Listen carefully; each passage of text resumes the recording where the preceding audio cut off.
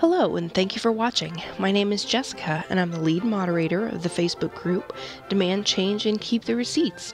Our goal is to provide information and fact-based arguments that we can use to contact our representatives and demand practical policy change. Our receipts are our sources and any record of our communications. To that end, I've included the sources I used for this video in the last slide. There's also a link to a copy of the PowerPoint in the description, which does include image descriptions that should be accessible by reading programs. If you need any other accommodations to fully access this information, please leave a comment or send me a message and I will do my best to address it. In this video, we'll be discussing the importance of the dates of a reference when using it for a current political argument, including articles, anecdotes, and good old days references. Basically, you can't cherry pick historical or memorable references without context. There are appropriate ways to do it, but let's start with what not to do first.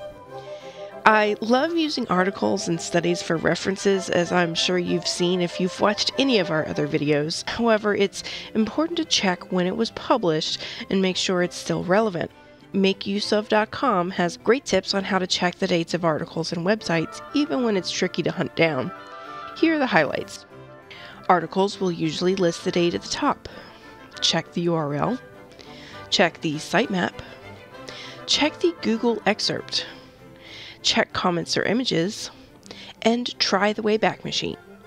I definitely recommend it because out-of-date information can have several issues.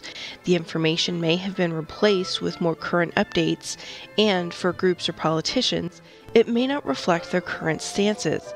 Because of this, it's a common way to present a politician or issue in a biased light while still technically providing accurate information. For example, Democratic presidential candidate Kamala Harris recently stated that she was deeply disturbed at the state of the detention centers. The internet responded by unearthing a photo of her that accused her of having visited the border about 6 months ago.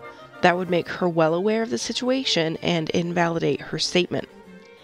I didn't do a video, but I did do a quick and dirty fact check on the Demand Change Facebook page because, for once, looking at the comments was actually helpful. Someone brought up that the picture was from 2011. It was shared to the California Department of Justice website on March 24, 2011. There were family detention centers at that time, but Trump's zero-tolerance policy wouldn't go into effect until several years later. To be clear, one piece of outdated information doesn't necessarily invalidate all concerns about Senator Harris. However, if you find someone using it, you should probably double-check their sources for accurate dates and potential biases. Similarly, I wouldn't immediately discredit anyone using anecdotes, but I would probably ask them for a source with actual statistics.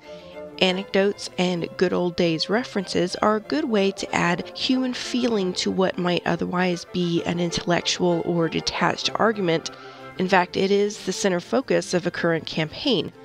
And while it's important to ground arguments in personal experience, it's also important to remember that one person's experience, or even the experience of everyone you know, is a very small sample size and might not represent the issue as a whole. For that reason, I think anecdotes are good for case studies, but I don't use them very often as a part of a high-level discussion. On the other hand, I try and avoid good old days stories altogether. Doctors that study the nostalgia that drives those good old days reflections usually, but not always, see this come up when people are experiencing negative situations as a way for the brain to console itself. It's pulling snippets of the past together to remind you of moments that are triumphant or happy or meaningful in some way. If you're just looking back on your own life, it's not a bad thing.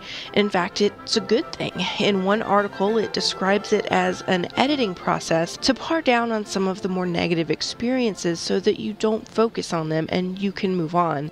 However, that editing is a problem when you're using it as a source for current issues. For example, there are some people who are very nostalgic about the 50s. You know, a simpler time. The nuclear family where dad worked and mom stayed at home with the kids. There was Elvis and Legos and Sputnik and a lot of really cool things. But even with the things that I just presented as really cool, there were sides of them that were really bad. The nuclear family focused on the husband, wife, and kids, and that meant there were no LGBTQ rights in the 50s. Also, not only were moms expected to stay in and take care of the kids, they were kind of stuck there. Education and career opportunities for women were pretty slim, especially if you also wanted to have a family. Elvis was a very controversial figure of his time, both because of his style of music and also his suggestive dance moves that he was very famous for. There were many TV stations that would only show his concerts if he was pictured from the waist up. Sputnik and the beginning of space exploration was especially cool, but we were involved because we were directly competing with the Russians while tensions rose over the Cold War. We were in physical combat with Korea beginning in 1950, and that was definitely a mixed bag. I think we can all agree that Legos are still pretty awesome, assuming that you don't step on them, so that's one thing we can finally look back on without contextual hang-ups. With all of that in mind, when you take these good old days moments out of context, they're good for your emotional health, but it's not good when you start to use them as a part of a larger argument. I think we should go back to the 50s because they were simpler times totally excludes the many people for whom they were not simple times.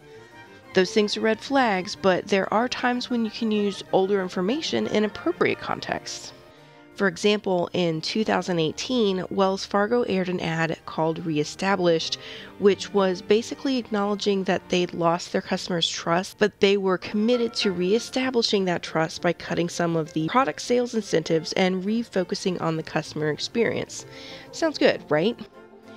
I was aware that Wells Fargo had bought out Wachovia, which had a litany of legal issues, and that gave me some serious concerns about how real their commitment was to the customer experience.